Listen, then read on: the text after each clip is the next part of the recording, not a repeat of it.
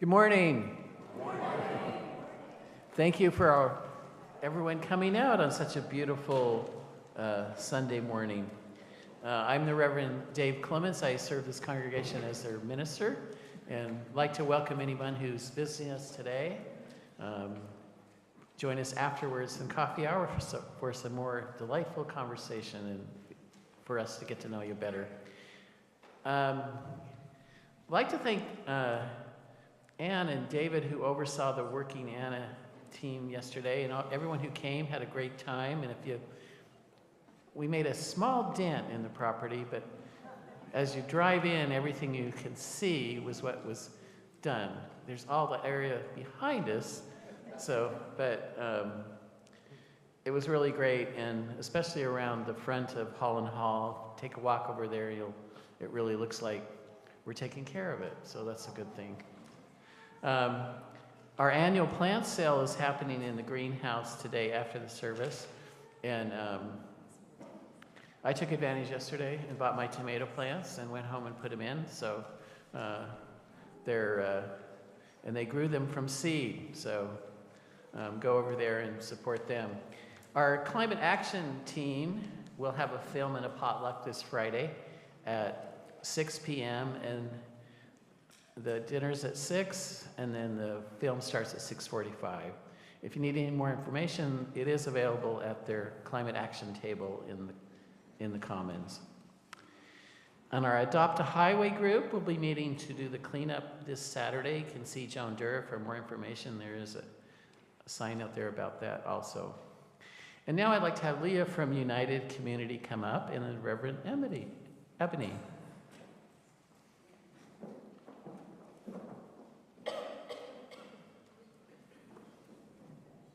Reverend Ebony just helped put together our trivia night, which was a fundraiser for United Community, where we raised about $4,500 for them. So.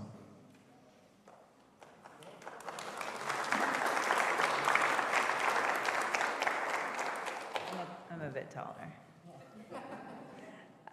Well, good morning, first of all, and thank you. Thank you for everything that you're doing for us. I want to talk to you really quickly about United Community. A lot of you know United Community. United Community Ministries has been in this area for 57 years. But we are changing, and the churches are a big part of that change. And so I'm going to talk to you just briefly about what that looks like and why this work is so important. We've had a lot of conversations about the role that faith plays in the lives of the people we serve. And so when I say that United Community is changing, what I mean is what you probably know about us is a bunch of little programs, right? So we have a food pantry, and we have a daycare, and we have after-school programs. But that's not how people live their lives. They don't live their lives in those silos. And so how do we make sure that people don't continue to need our food pantry, continue to need our programming? How can we support families multi-generationally, right? So that making sure that the kids are safe and the adults have the things that they need. And so as I was on the journey of figuring out how to do that, how do we help people get better jobs, get more skills, have access to education, what I heard from the people standing in the food line was that faith played a huge role in their belief in themselves. And so you've carried your baby on your back from another country, you're here, and you're ready to take over, and you're wondering why you're standing in a food line, because you've done all of the right stuff. Where is God in your life? Why am I here? And so that's when I stopped and I invited all of the faith community to come together and to talk to me about that. How can churches, how can faith show up for people in a way that's welcoming, in a way that grows them and answers some of those very questions? Because this is a place where people feel safe. We're in a county building. To be clear, that's not necessarily a place that people feel safe.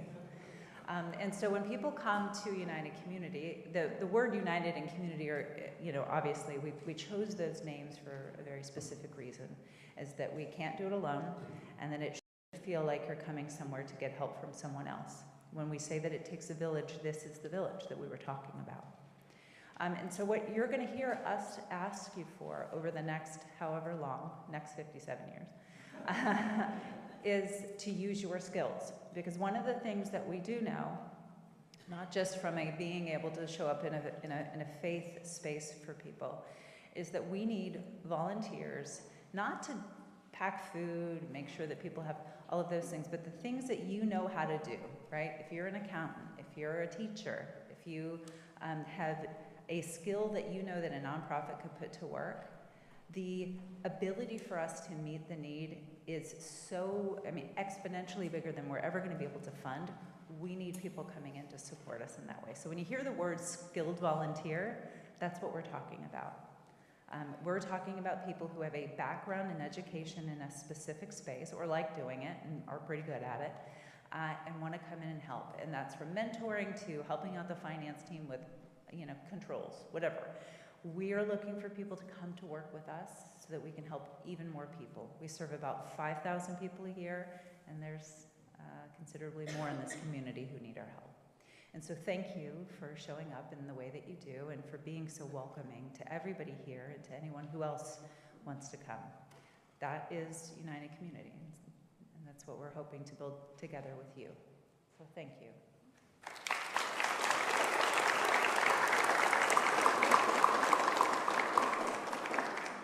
Hello again, Lavette Sims with United Community, and I just wanted to present the certificate of thank you and appreciation to all of you all who came together to support us on the night of all of the trivia that you all did. And so I wanted to make sure that I provided this to Reverend Ebony and Dave on behalf of United Community. So thank you again so much for your continued support and your faith in the work that we're doing in the community.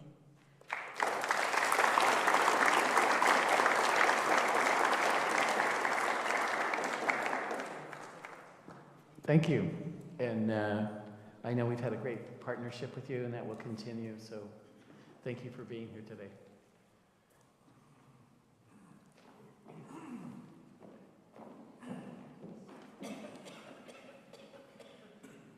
One more thing is that we have a real treat at noon today. Right here, we get to hear Victor give us a recital.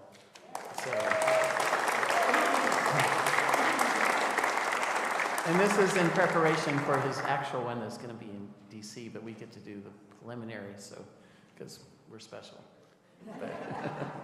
So anyway, get your coffee, come back in, and enjoy really a wonderful treat. So, as we move through the world, that we rarely notice a way our bodies hold tension, a way our minds hold certainty, and a way our hearts hold both love and fear. And we learn over time to hold on to what is familiar, to what feels safe, to what we believe to be true. And yet life has a way of inviting us into something more openness, more curiosity, more possibility. And so this morning as we gather, not because we have it all figured out, but because we're willing to explore, to listen, to reflect, to be gently changed by what we might encounter today. So let this be a space where we loosen our grip just a little, where we set down what we no longer need to carry, where we dare together to live even for a moment with open hands. And let us now enter into our worship. And our choir will now sing I Will.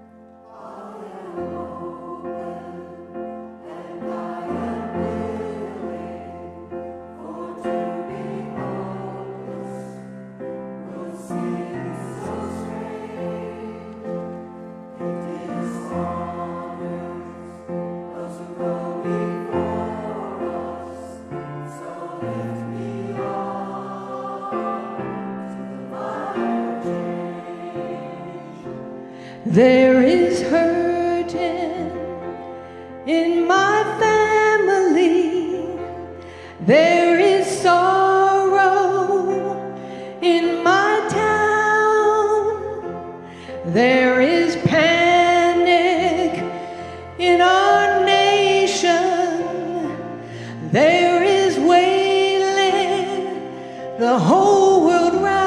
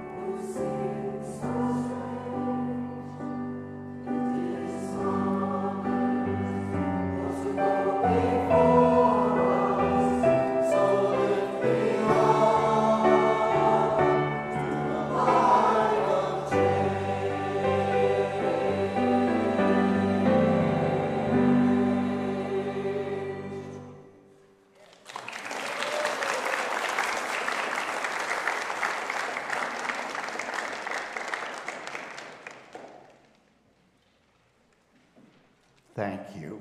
That was marvelous. As we light our chalice this morning, let's open our senses to the beauties of the day around us. Spring is a time of renewal, of new life.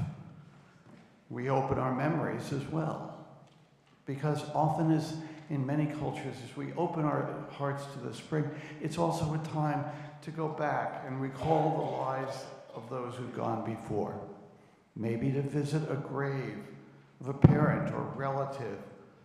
As the winter fades, we wipe away the dead branches and leaves that have fallen across the tomb Perhaps, as we did last week, we plant marigolds and bring them to decorate a grave. So as we light this light of renewal, let us also light it as a light of recollection, of gratitude, and perhaps of reconciliation. Please rise in body or spirit and join us in singing our opening hymn, number 1019, Everything Possible.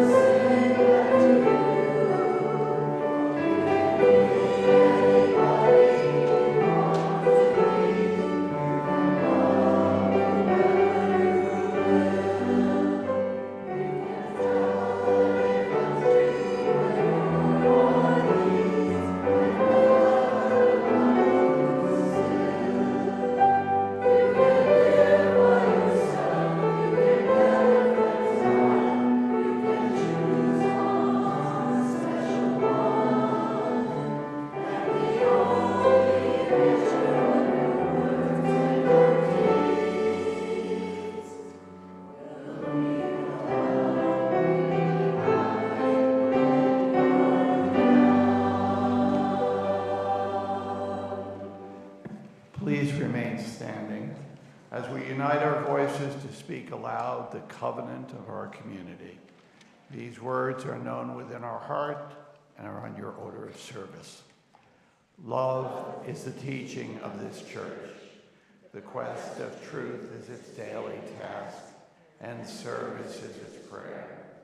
To dwell together in peace, to seek knowledge and freedom, to serve life in community, to the end that all souls shall grow in harmony.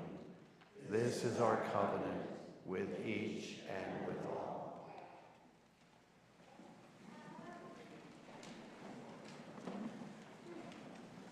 And now can I have the children and youth come forward?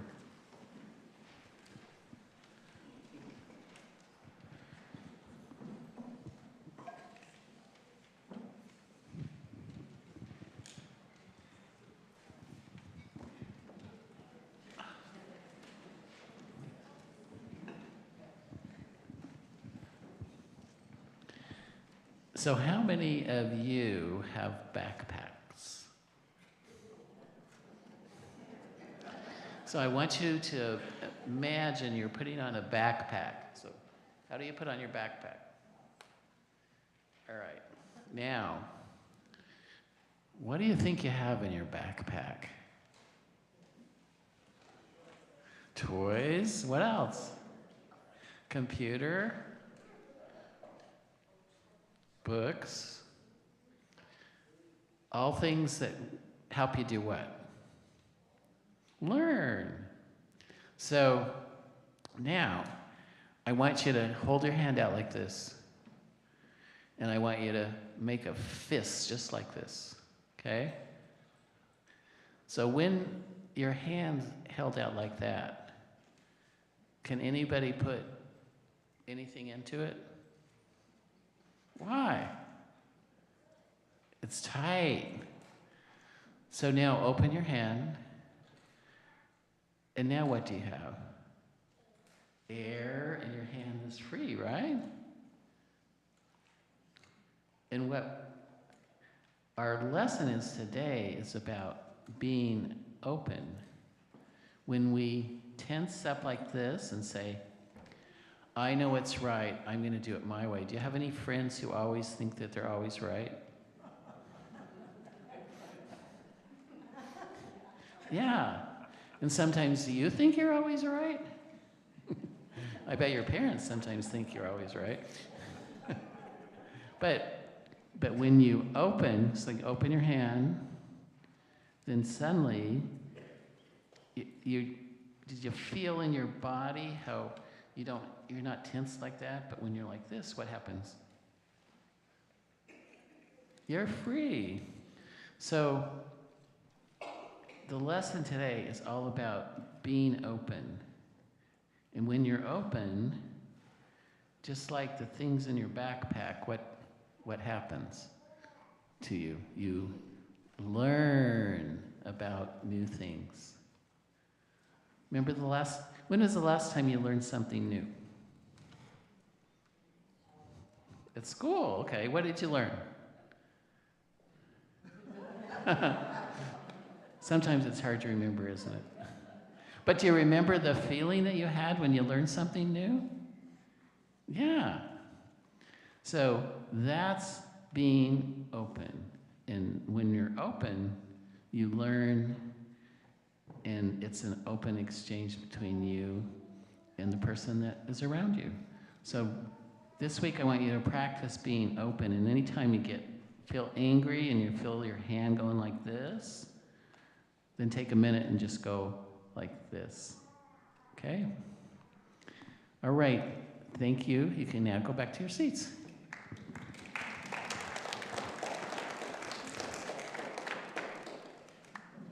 And I'll invite you now to come forward.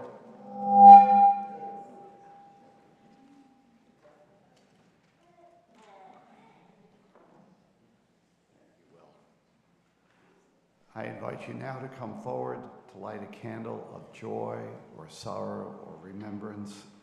As you do so, please form 2 lines in the center aisle. Thank you.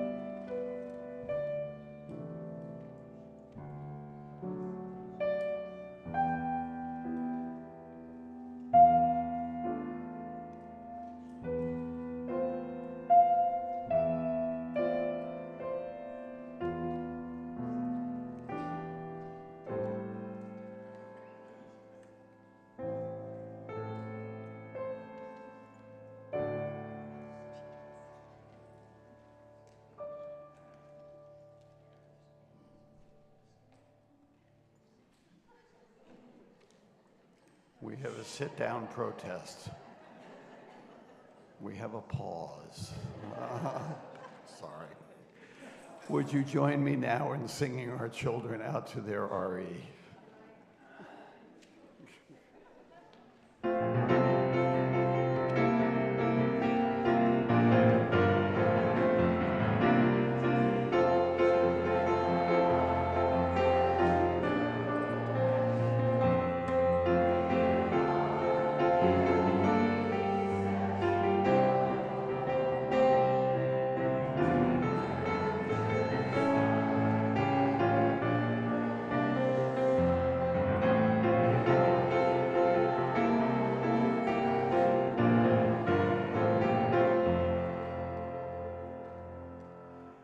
We come now to our offertory. Mount Vernon Unitarian Church continues to share the plate with committed organizations that you, our members, have chosen. In the month of April, our offering is being shared with Neighborhood Health. And I'd like to invite Cheryl Falk to come up and explain to us a little bit about what they do.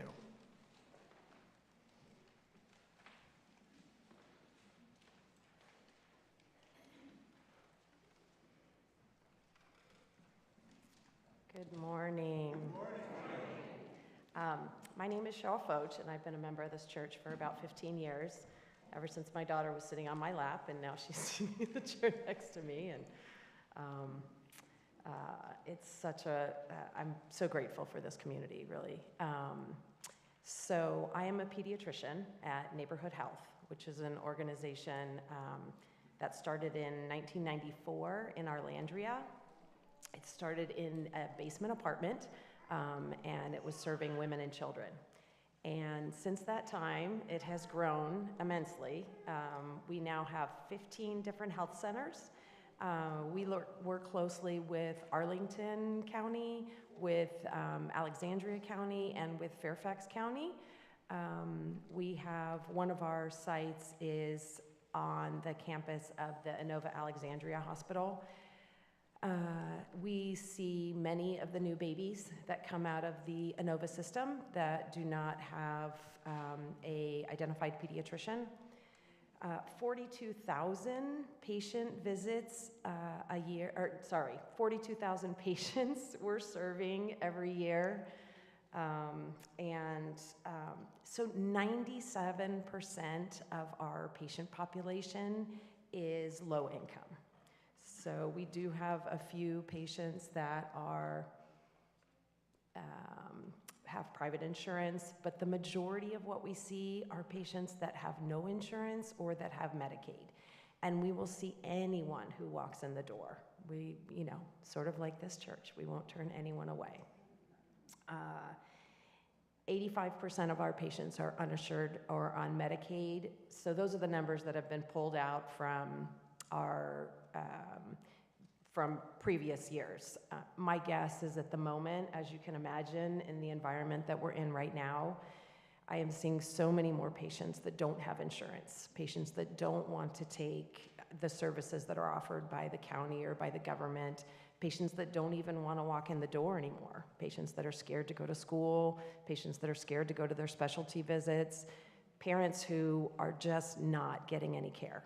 So I am grateful to be a part of that organization because they are so open and willing to take care of whoever needs to be taken care of. We do work closely with United Community Ministries, so it was wonderful to hear them speak this morning because they're an amazing organization doing great work as well. I do want to tell you, I've been at Neighborhood Health for about 10 years, so I want to tell you about a little girl who I took care of.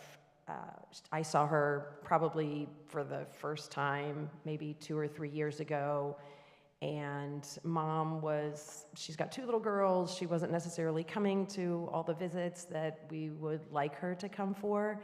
She didn't live all that close to the clinic and had to take a Uber or had to take the buses to get to us.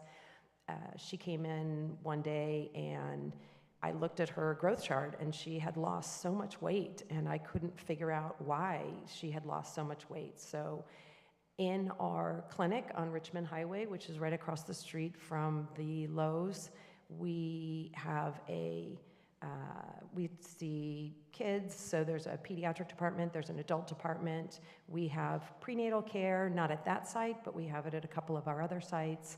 We have a pharmacy, we have a laboratory, we have behavioral health, and we have a dental clinic there as well. So it's very comprehensive. It's nice that the patients walk in the door and they can get whatever services they need right in that one spot without leaving for that day. Because sometimes I'll be like, oh no, this needs to be taken care of right now before you get on the bus and head back home. So, and we also have an eligibility department that helps with our sliding scale for patients that have to pay for their services and to help them sign up for Medicaid or other insurance if that's an option for them.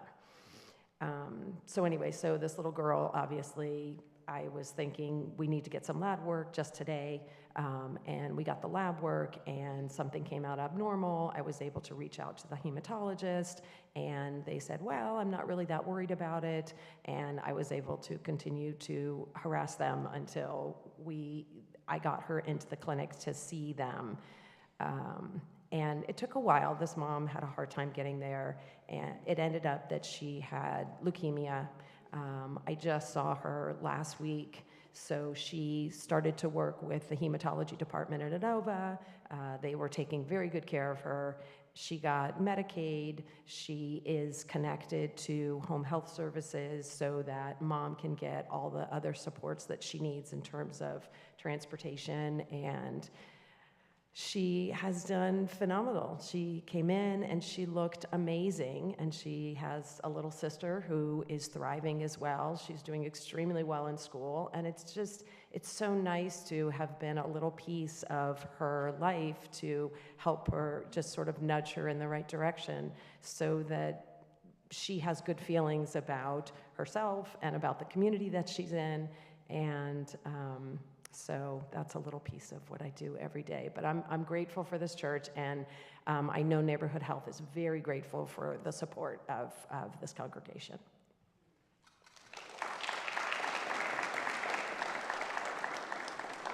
Thank you, Cheryl. I invite this gathered community to offer whatever you are most comfortable with in spirit and financial generosity for the mission of our church and its community. If you'd like to write and mail a check for the offering, please make it to MVUC. In the memo line, indicate how you would like it to be used. You can also follow the link in your program to make a one-time or recurring payment. We are so grateful for your donation. And will the ushers please come forward at this time?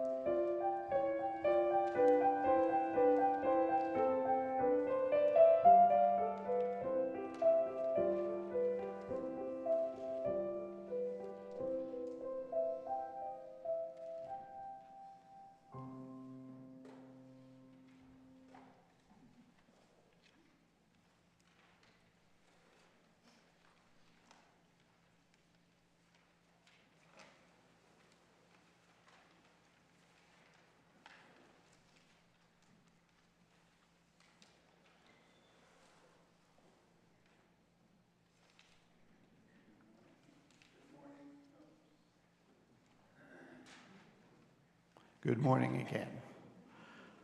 Some of you may know that I served in the United States Foreign Service at the State Department for about 30 years.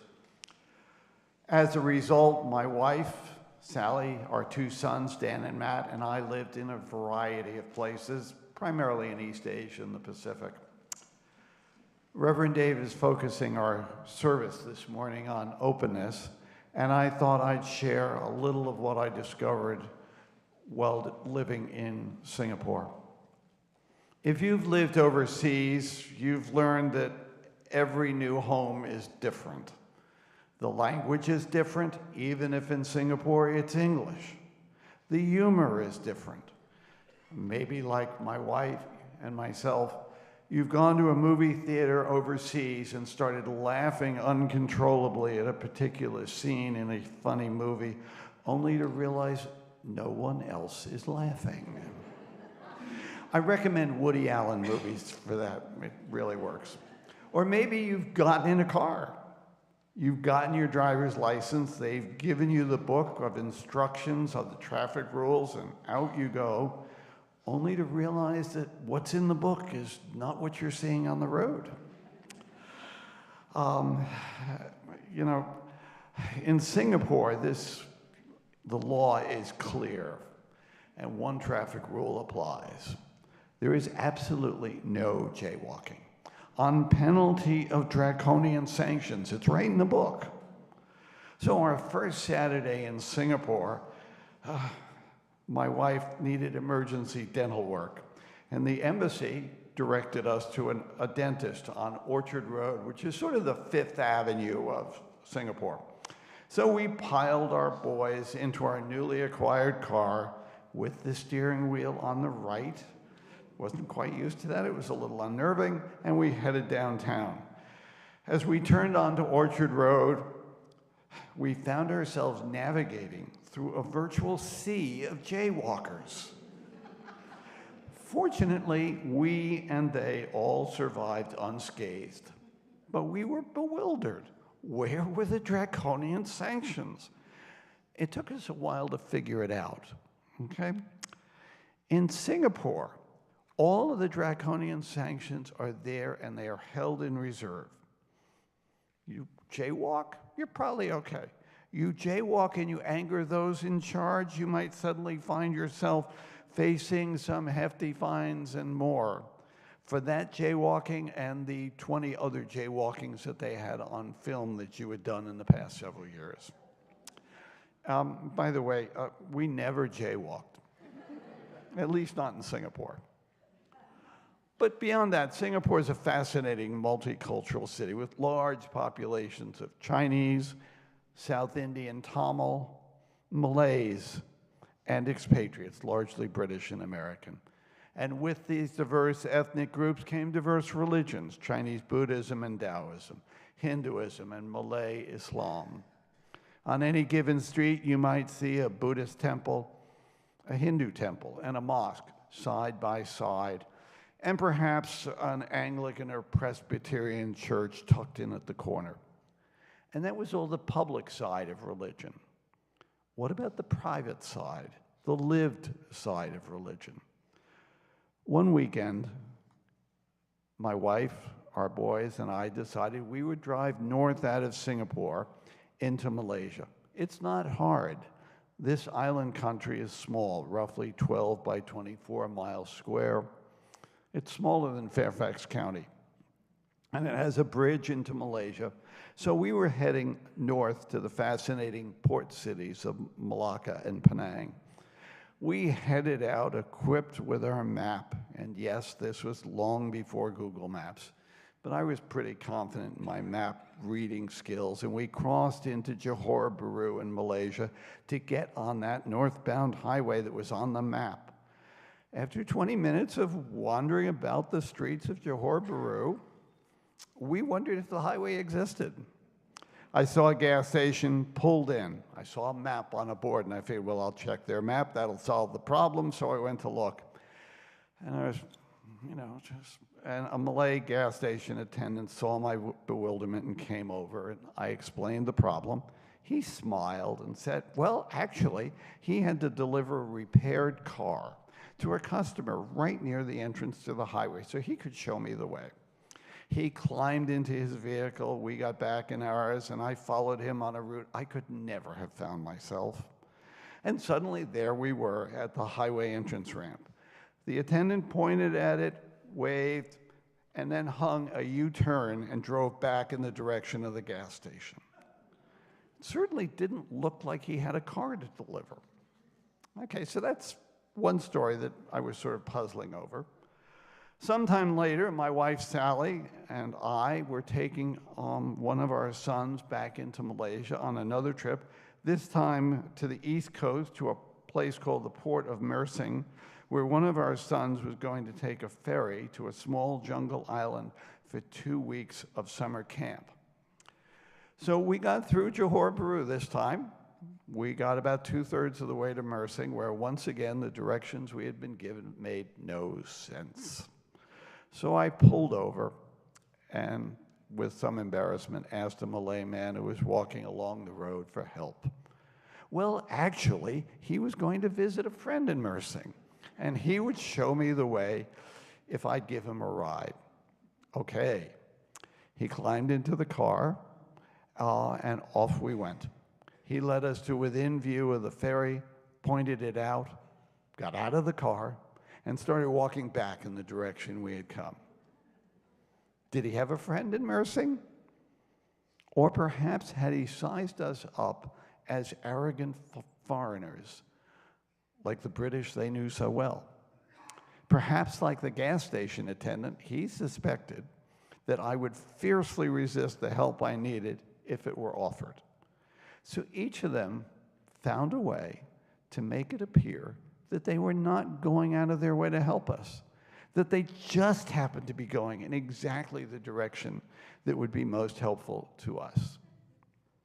Well, back in the embassy, I told these stories to one of our Malay employees in the embassy. They smiled quietly and said that Malay Muslims feel a religious commitment to help the stranger and preferred to do it quietly and unobtrusively. My Muslim Malay colleagues at the embassy said these two were simply doing what their Muslim faith called them to do. So, one final story. While we were in Singapore, turned out that Ramadan was beginning, the month of fasting, and some of our Malay employees at the embassy offered to sit down with any interested American employees to explain the holy month of Ramadan. Sally and I went to listen. I will be honest, I can't remember much of what they told us. But I do remember our gratitude that they were willing to share with us, because there was a lot of cultural difference, and to be honest, there was a perception of rank difference. They overcame all of that. Now, at this point, I need to insert, before I finish the story, that I had left Alexandria shortly before to take up my assignment in Singapore, and we had been members of Bush Hill Presbyterian Church, and I had been an elder at that church, and as I am at the moment here, I was on the nominating committee. And I was listening to these thoughtful, articulate Malay Muslim employees explaining the religion of Ramadan, the practice of Ramadan, and why it was important to them. And I suddenly looked at them, and I thought, you know, if I were in Alexandria and I were still on the nominating committee at Bush Hill, it would be really cool if they were at Bush Hill and I could put them on the board of elders. It was a remarkable moment for me. When I went to Singapore, I thought I was going to a Chinese city, and there were a lot of Chinese in Singapore.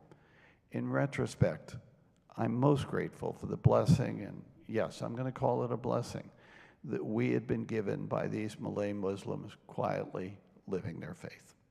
Thank you.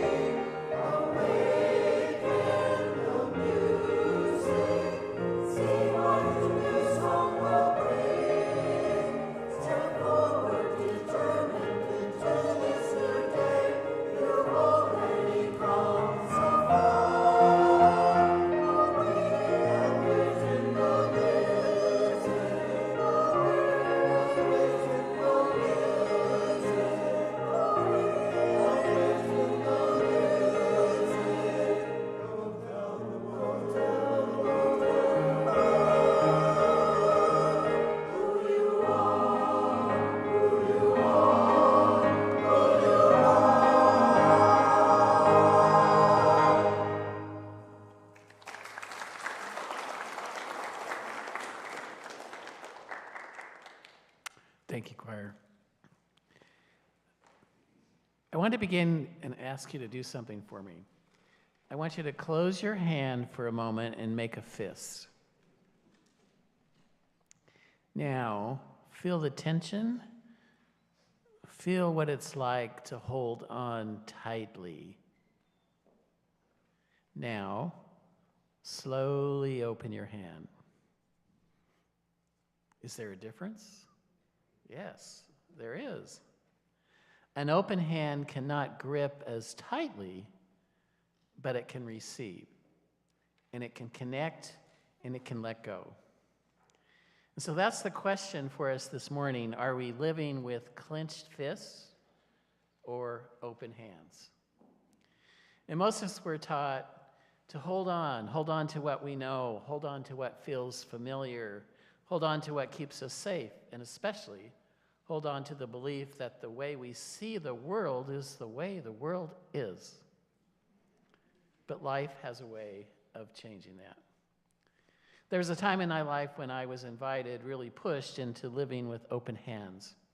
When I moved to South Africa, I was taught, I was prepared, I told myself I was open-minded, I was curious, I was respectful, and in many ways, I was.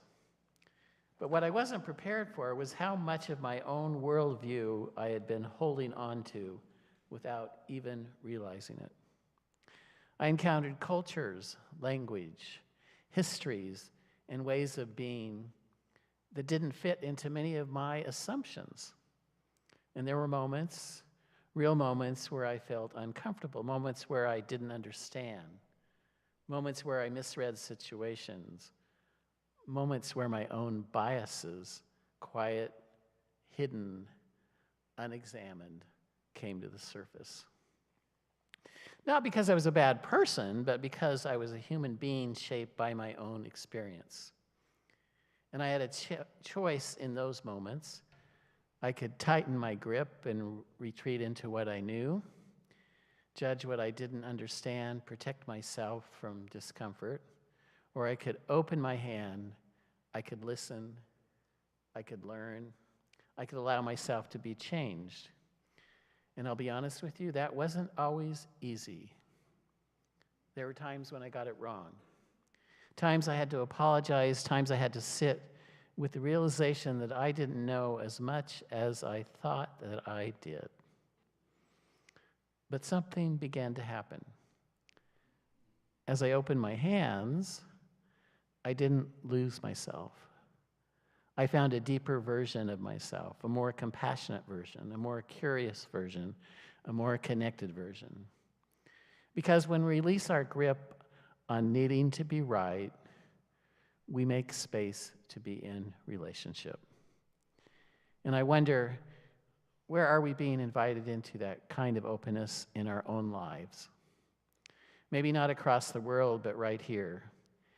In conversations that challenge us, in relationships that stretch us, in communities that don't look or think like we do.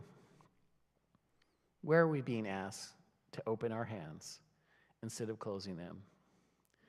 Living with open hands also means something else. It means being willing to see what we have been holding unconsciously, our assumptions, our biases, our inherited ways of seeing the world, and that can be uncomfortable. Because every time we become aware, we create the possibility of choosing differently.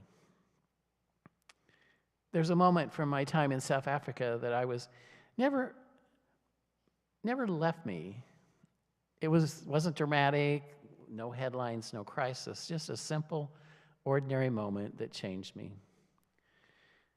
I was walking in a neighborhood that I had been told quietly and directly was not safe. You know, the kind of warnings, I mean the ones that aren't always spoken outright, but are carried in tone and suggestion and assumption. And I could feel in my body, my shoulders tightened, my pace quickened, my awareness sharpened. I was holding my bag a little closer, scanning, watching.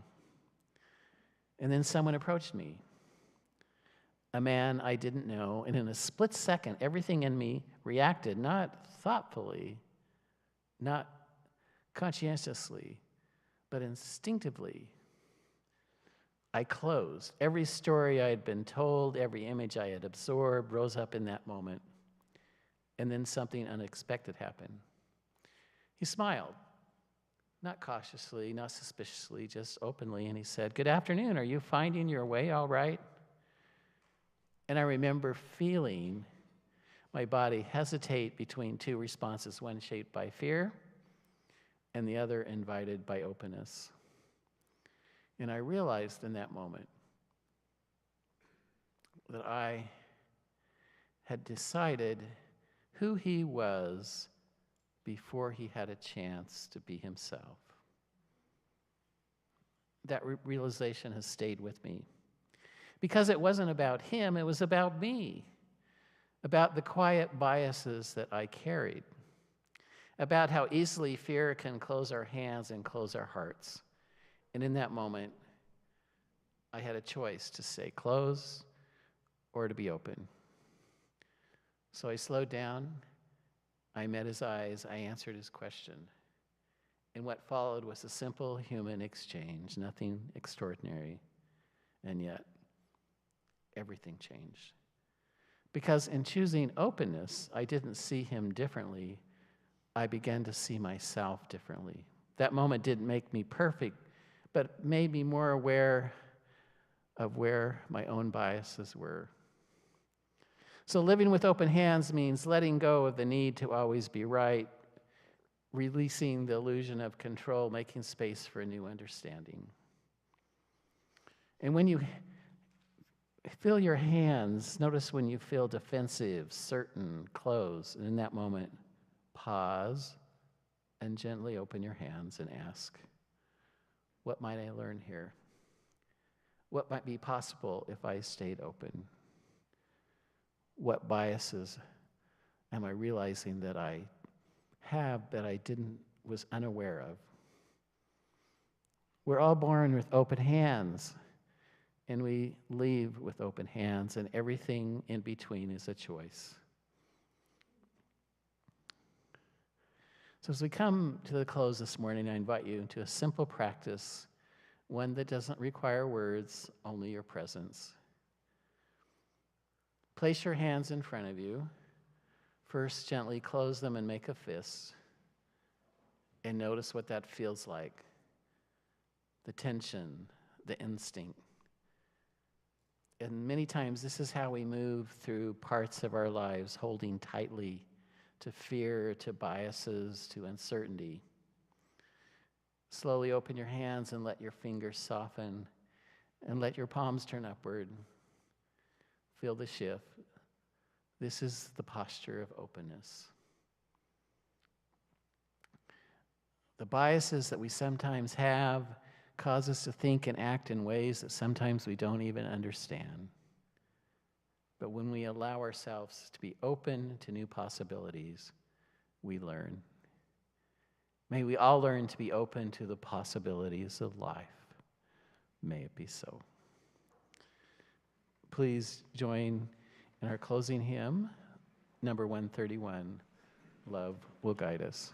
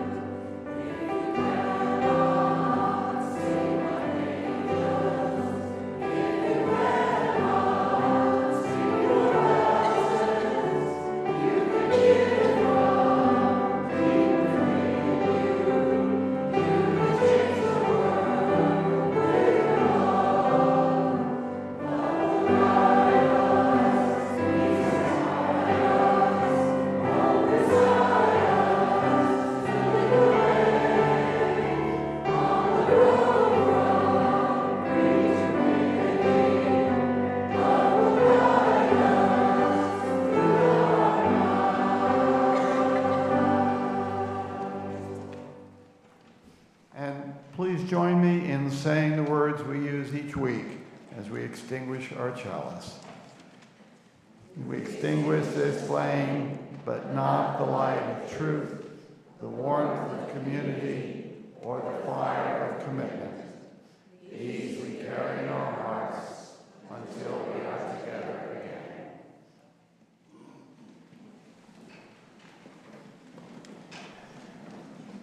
So we leave the space today the same way we entered, with hands that can close and hands that can open. Out there in a world beyond these walls, there'll be moments that invite us to tighten our grip. Moments of uncertainty, moments of fear, moments when old assumptions rise quickly and quietly within us. And in those moments, please remember this: you have a choice to close or a choice to open. May you have the courage to notice what you're holding, your stories or biases, and the wisdom to gently loosen your grip. May we walk into unfamiliar places with curiosity instead of certainty. And may we meet one another not through the lens of assumption, but through the possibility of connection. And when we stumble, because we will, may we return again and again to openness, to humility, to grace. Go in peace. May it be so.